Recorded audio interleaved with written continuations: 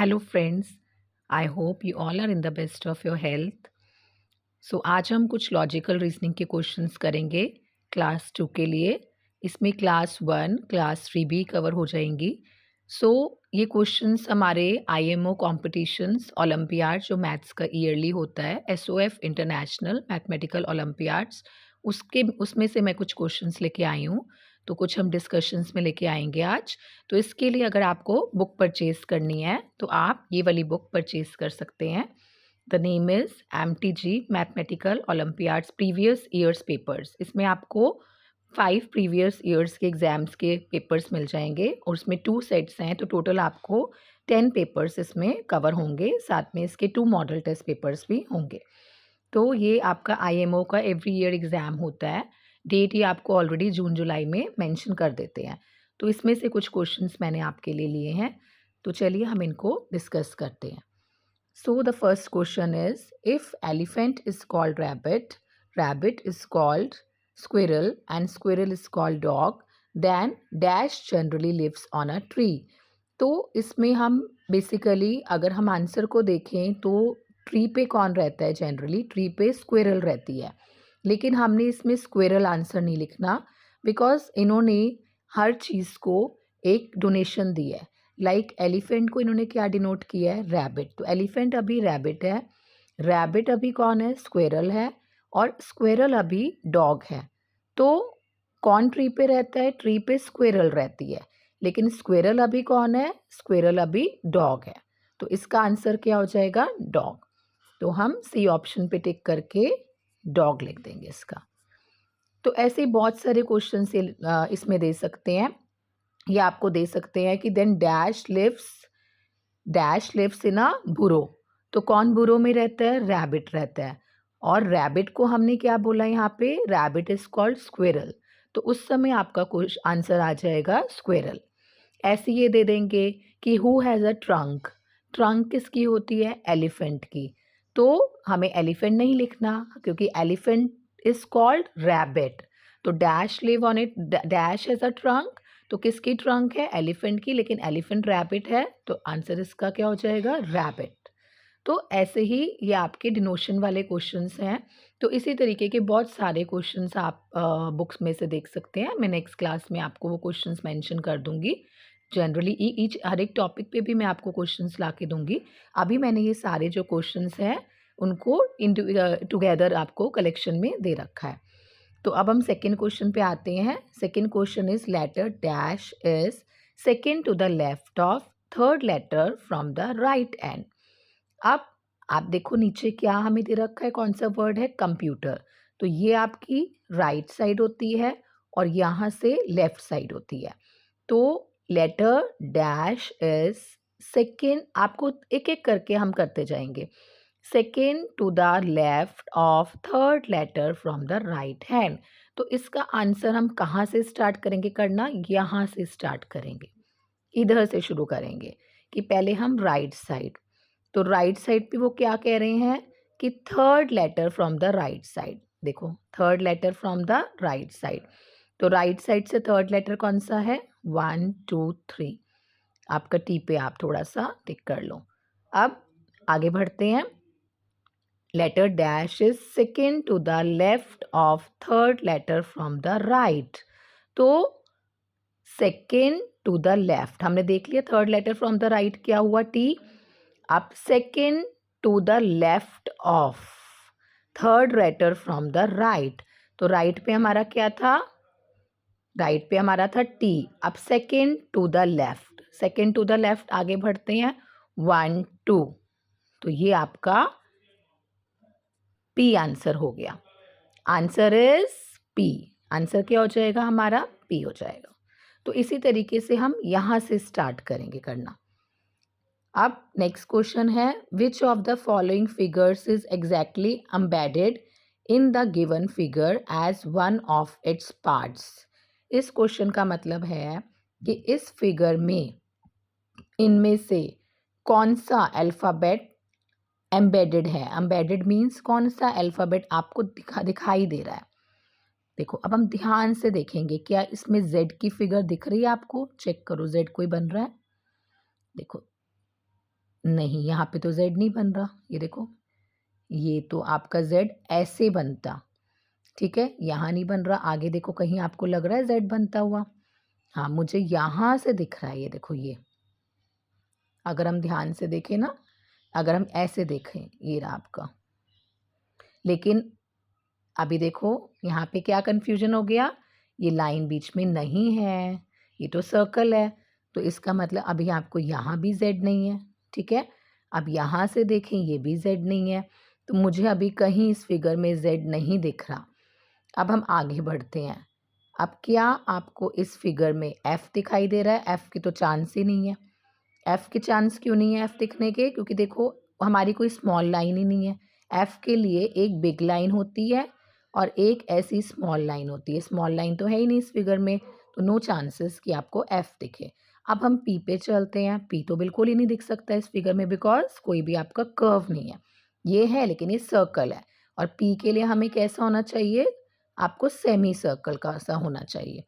अब last figure है k, तो वैसे तो दिख ही रहा है कि जब और कुछ नहीं है तो फिर k ही एम्बेडेड है इसमें। अब k मुझे क्लियरली दिख रहा है, मुझे स्टार्टिंग में ही वैसे k दिख रहा था, बट एक एक पार्ट हमने मेंशन किए। k कहाँ दिख रहा है? ये देखिए, दिस इज k। इसको हम थोड़ा सा डार्क ले लेते हैं तो आपको क्लियरली वही फिगर दिखाई देनी शुरू हो जाएगी जो आपकी ऑप्शन में है। तो देखो ये हमारा इसमें k दिखाई दे रहा है, देखो सेम फिगर दिखाई देगी दिस वन, तो इसका आंसर क्या हो जाएगा? आंसर इज के। तो ऐसे बहुत सारे वो क्वेश्चंस कोई फिगर बना देंगे, उसमें फिगर्स स्क्वायर सर्कल ये सब देके आपको कहेंगे इनमें से कौन सी फिगर एम्बेडेड है, तो हम वो देखेंगे जो फिगर है। फिगर का बहुत इजी होता है, अल्फ़ाबेट थोड़ा सा हमें ध्यान रखना पड़ता है, फिगर इजीली दिखाई दे जाता है। अब नेक्स्ट क्वेश्चन करते हैं। विच of the following shapes is not present in the given figure? इस फिगर में इनमें से कौन सी शेप नहीं है, नॉट प्रेजेंट? हमने ये हमेशा ध्यान रखना है क्वेश्चंस करते हुए, कई बार हम मिस्टेक कर देते हैं, नॉट या येस प्रेजेंट है, हम उनमें से उल्टा कर देते हैं नॉट प्रेजेंट। तो सर्कल प्रेजेंट है, yes circle is present. Rectangle present है, आपका रेक्टेंगल नहीं दिख रहा मुझे अभी, क्योंकि ये तो मुझे स्क्वायर दिख रहा है, तो ऑलमोस्ट मुझे आंसर दिख रहा है, बट आगे बढ़ते हैं। ट्राइंगल है, यस ट्राइंगल फिगर है, ये देखो ट्राइंगल तो बहुत सारे हैं। अब अगला स्क्वायर है, यस स्क्वायर की 1 फिगर है, स्क्वायर की 2 फिगर है। तो कौन सी शेप नहीं थी इसमें, इस पिक्चर में? रेक्टेंगल नहीं थी, ठीक है? ध्यान रखना, रेक्टेंगल हमेशा हमारा ऐसा होता है, उसमें एक लेंथ बड़ी होती है और दूसरी साइड ब्रेड जो है वो स्मॉल होती है। तो कई बार हम कंफ्यूज हो जाते हैं बच्चे स्क्वायर और रेक्टेंगल में।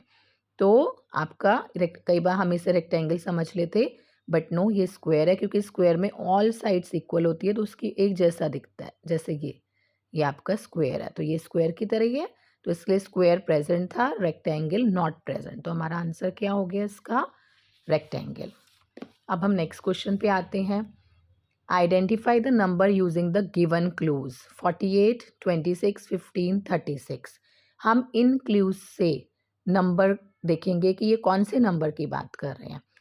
तो फर्स्ट क्लू क्या है? It is a 2 digit even number. तो इवन नंबर कौन से होते हैं? जिनके 1 प्लेस पे क्या होता है? 0, 2, 4, 6, 8। 1 प्लेस पे क्या होता है? 0, 2, 4, 6 और 8। तो अब कौन कौन से इवन नंबर है पहले तो आप देख लो, ए बी डी, यानी कि कौन सा आंसर कट कर दो? पहली C option is cut, C option इसका नहीं है आंसर। अब नेक्स्ट पे आते हैं। The difference of its digits is 4। तो जो हमारी डिजिट है उनका डिफरेंस 4 है। तो देखो 8 माइनस 4 4, ठीक है ये आंसर। 6 माइनस 2 4, ये भी आंसर ठीक है। 6 माइनस 3 3, तो डिफरेंस 3 आ गया, इसको भी कट कर दो, ये भी हमारा आंसर नहीं है। अब हमारे पास 2 आंसर्स हैं, ए और बी। अब देखते हैं इसमें फाइनल आंसर कौन सा है। It is less than 30। अब इनमें से लेस देन 30 कौन है? Clear answer is less than 30 हमारा है 26। So the answer is 26। इसको भी कट कर दो। तो 1 बाय 1 क्लूज से हम अपने आंसर पे जाएंगे। तो it is a very important question, इस पे मैं स्टार लगा रही हूँ। ये क्वेश्चन बहुत आता है, फर्स्ट क्लास में, सेकंड क्लास में, थर्ड क्लास में, ये बहुत आता है। नेक्स्ट है what is the sum of all 3 digit number shown on the star. ये कह रहे हैं इन सब का हमें सम बताना है, लेकिन सबका नहीं, होल्ड ऑन, 3 डिजिट नंबर्स का। ठीक है, इसको हमने ध्यान से पढ़ना है। 3 डिजिट नंबर्स का सम बताओ जो स्टार में दिए हुए हैं। अब कौन कौन से 3 डिजिट हैं? 2 डिजिट हटा दो, ये 2 डिजिट है 15, 31 भी 2 डिजिट है। कौन कौन से 3 डिजिट है? 100, 632 और हमारा 243। अब इनको हम प्लस करते हैं, 100, 243 और 632। तो ऐड करेंगे, 3 + 2 5, 4 + 3 7, ये आपका हो जाएगा 6 + 2 + 1 9। तो हमारा आंसर क्या आ जाएगा? 975। That is D option. तो ये भी इंपॉर्टेंट क्वेश्चन है, इस पे भी मैं स्टार लगा देती हूँ। नेक्स्ट क्वेश्चन पे आते हैं। Mohit had 9 bags of rice. If the weight of rice in each bag is 3 kg, then find the total weight of rice in all the bags. अब ये क्या कह रहे हैं? अच्छा, एक बात और हम ध्यान देंगे कि जब भी हमारे पास ईच आए, मोस्टली ध्यान रखना ईच, तो उस समय हम क्या करते हैं? मल्टीप्लिकेशन। ये हमारी हिंट होती है। तो अब मोहित के पास 9 बैग्स थे और एक बैग का वेट था 3, तो सारे बैग्स का वेट बताना था। तो जब 1 का दिया होता है, ज़्यादा का बताना होता है, तो हम कौन सा ऑपरेशन करते हैं फॉलो? मल्टीप्लिकेशन। तो 1 बैग की कॉस्ट है 3, तो 9 बैग्स की क्या हो जाएगी? तो 9 × 3 करना है इसमें। तो 9 × 3 होता है 9 3 जा 27। तो आंसर इज 27। नेक्स्ट पे आते हैं। On a sports day 58 students participated in the race competition. Out of them 35 were boys and rest were girls. How many girls participated in the race competition? It's very easy question. 58 बच्चों ने race में participate किया, उनमें से 35 girls थे और बाकी boys. तो कितनी गर्ल्स हो जाएंगी? आप बताओ कितनी गर्ल्स हो जाएंगी? माइनस कर देंगे। टोटल बच्चों में से किसको माइनस करेंगे? बॉयज़ को। वैसे भी जब भी रेस्ट, लेफ्ट, ये सब बातें दी होती हैं, हिंट, फिर से हिंट आ गई, तो हमको क्या करना होता है? सब्ट्रैक्शन करना होता है। यहाँ पे रेस्ट वर्ड दे रखा है, ध्यान दो। तो अब माइनस करो, 8 - 5 3, 5 - 3 2। आपका आंसर हो गया 23। ए ऑप्शन हो गया। नेक्स्ट क्वेश्चन है Anubhav receives ₹50 as pocket money every month. हर मंथ में उसको 50 रुपीज़ मिलते थे। तो how much total money will he receive in 6 months? तो very easy question, total money. ठीक है, अब टोटल से आप सोचोगे यहाँ पे हमने प्लस क्यों नहीं किया, वो भी मैं आपको बता देती हूँ। प्लस में एक जैसी चीज़ें होती हैं, यानी कि यूनिट एक जैसा होता है, रुपी रुपी, मंथ मंथ। और मल्टीप्लाई कब होता है? जब हम अलग अलग यूनिट देखते हैं। यहाँ पे एक यूनिट है रुपीज़, एक यूनिट है मंथ्स। जब अलग अलग यूनिट होती है और टोटल कहते हैं, तो हम डिवाइड, वो मल्टीप्लाई करते हैं।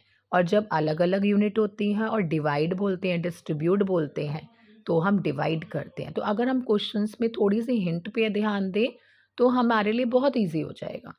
तो अब रुपीज़ दे रखे हैं 50, एवरी मंथ मिलता था, यानी कि उसको 1 मंथ में कितने रुपीज़ मिलते थे? 50। तो उसको 6 मंथ में कितने मिलते हैं? Very easy question, multiply. तो 50 को 6 से मल्टीप्लाई करेंगे। 6 0 जा 0 और 6 5 जा 30। तो हमारा आंसर हो गया 300। नेक्स्ट है Arun took 13 story books, 12 drawing books, 11 mystery books and 16 GK books from the library. How many total books did he take? कितनी टोटल बुक्स उठाई उसने? अब देखो, 13 स्टोरी बुक्स ली, 12 ड्राइंग बुक्स ली, 11 मिस्ट्री बुक्स ली, 16 जीके बुक्स। अब सारी यूनिट सेम है, बुक बुक बुक बुक, तो हमने क्या कर देना है? प्लस कर देना है। 13 + 12 + 11 और प्लस आपका 16। तो ये आपका हमने प्लस करना है। तो इसको प्लस करके आप कमेंट बॉक्स में आंसर लिखना और मुझे बताना 10th का क्या आंसर आया है। और ऐसे ही क्वेश्चंस के लिए मेरे चैनल को सब्सक्राइब करो और लाइक करो और अपने फ्रेंड्स को शेयर करो। और अगर आपको कोई क्वेरी है तो आप कमेंट बॉक्स में अपनी क्वेरी क्वेश्चन कोई न्यू डाल सकते हैं या इसी में से क्वेरी पूछ सकते हैं। नेक्स्ट क्लास के लिए वेट करिए। Okay, take care, bye bye.